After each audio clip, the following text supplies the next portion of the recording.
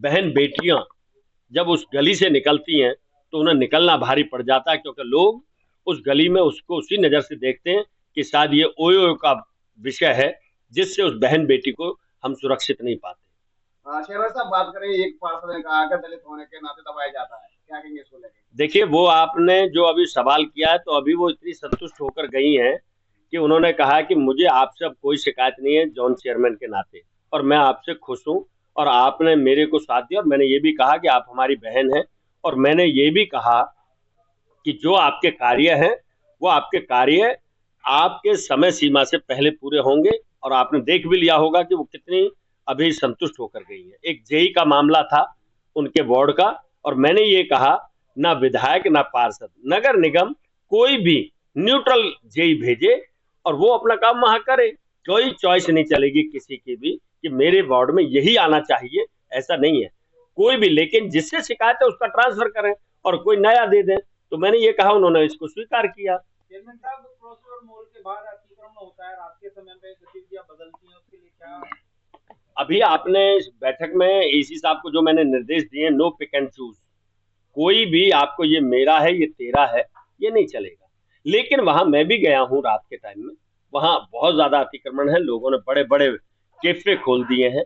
वहां पर जो हमारी नई पीढ़ी है वो वहां डीजे बजाती है गाड़ियों का, वहां पर बहुत ज्यादा दिक्कत होती है, कुछ लोग ड्रिंक करके वहां हा हुल्ला करते हैं। तो मैंने ये कहा है कि यदि वो अवैध है तो उस पर सीलिंग प्रक्रिया होनी चाहिए, और अगर वैध है तो उसके बारे में आप अवगत करवाइए कि ये वैध तरीके से नगर निगम के लाइसेंस से चल रहे हैं। पाया जाता है, क्या मामला था, किस तरह दबाया जा रहा है? मैं एक ट्रांसफर के लिए बोला, इससे पहले दीपक गोयल जी थे एक्शन साहब, उसके बाद राजेश गुप्ता जी आए, फिर ये मिश्रा जी जेई। मेरे वार्ड में वो आए दिन बीमार रहते हैं, उनकी कुछ घरेलू परेशानियां हैं, तो मैंने कहा मेरा जेई बदल दो। तो इन्होंने मुझे 22 दिन तक ऐसे ही घुमाते रहे डीसी साहब बादल जी। तो मैं तो बहुत परेशान हूँ ना, फिर मैं अपने तरीके से कराऊंगी, ये नहीं अधिकारी नहीं सुनेंगे, मैं तो ये मुद्दा उठाऊंगी और उठाकर रहूंगी। क्या लग रहा है कि दलित होने के नाते अधिकारी कर्मचारी भी सब परेशान करते हैं? परेशान क्या, उन्होंने समझ लिया कि ये दलित पार्षद है तो हम दबेंगे थोड़ी, बहुत दब लिए। क्या नाम है और कौन सा वार्ड है मैडम आपका? मेरा 191। क्या नाम है आपका? बिना बालू है। मेरा नाम मीनाक्षी शर्मा है, मैं अनारकली वार्ड 208 से निगम पार्षद हूँ। कुछ गुस्सा झलका था, कुछ आंसू भी झलके, क्या मामला था? आंसू तो नहीं, पर हाँ गुस्सा जरूर झलका था, क्योंकि अधिकारियों कार्य से हम बहुत असंतुष्ट हैं, जिसमें बात हमारे पार्षदों पर आ जाती है। पब्लिक ये सोचते है कि पार्षदों की मिली भगत के कारण ऐसा काम हो रहा है, कि पार्षदों की मिली भगत है इसलिए अधिकारी नहीं सुन रहे। वो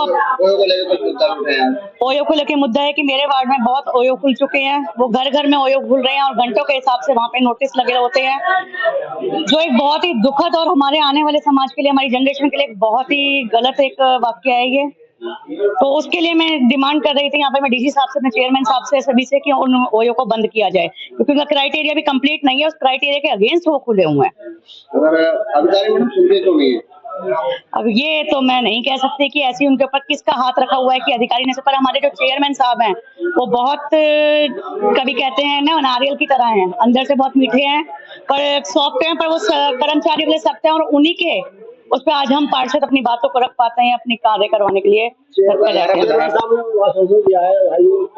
अगर चेयरमैन साहब ने आशीर्वाद दिया है हमें, तो मुझे पूर्ण विश्वास है कि वो हमारा कार्य होगा।